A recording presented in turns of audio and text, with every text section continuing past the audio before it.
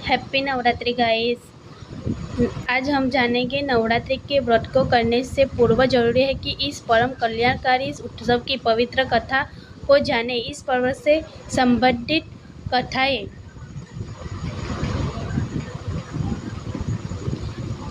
तो एक नगर में एक ब्राह्मण रहता था।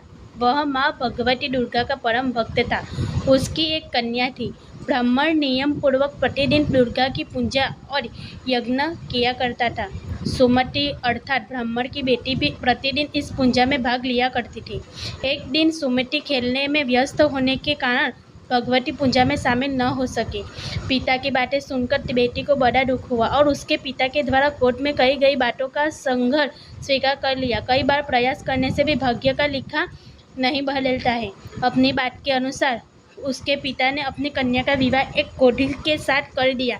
सुमति अपने पति के साथ विवाह कर चली गई। उसके पति का घर न होने के कारण उसके वन में घास के आसन पर रात बड़े कष्ट में बितानी पड़ी। गरीब कन्या की यह दशा देखकर माता भगवती उसके द्वारा पिछले जन्म में की गई उसके पुण्य प्रभाव से प्रकट हुई और सुमति से बोली, हे कन्या, मैं तुम पर प्रसन्न हूँ। मैं तुम्हें कुछ देना चाहती हूँ। मांगो, क्या मांगती है? इस पर सुमति ने उसके पूछा कि आप मेरी किस बात पर प्रसन्न है? कन्या की यह बात सुनकर देवी ने कहने लगी कि मैं तुम पर पूर्व जन्म के तुम्हारे पुण्य से प्रसन्न हूँ। तुम पूर्व जन्म में भील की प्रतिव्रता।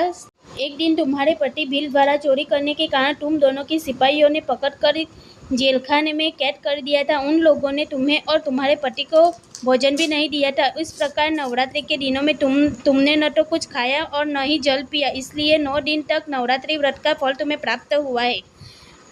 ब्राह्मणी उन दिनों अनजाने में जो व्रत हुआ, उस व्रत के प्रभाव से प्रसन्न होकर आज मैं तुम्हारे मनोवांछित वरदान दे रही हूँ। कन्या बोली कि अगर आप मुझ पर प्रसन्न हैं तो कृपा करके मेरे पति को क्रोध दूर कर दीजिए। माता ने कन्या की यह इच्छा शीघ्र पूरी कर दी। उसके पति का शरीर माता भगवती की कृपा से रोगहीन हो गया। आपको ये कहानी कैसी लगी? आपको ये कहानी अच्छी लगी हो तो लाइक करें, शेयर करें और सब्सक्राइब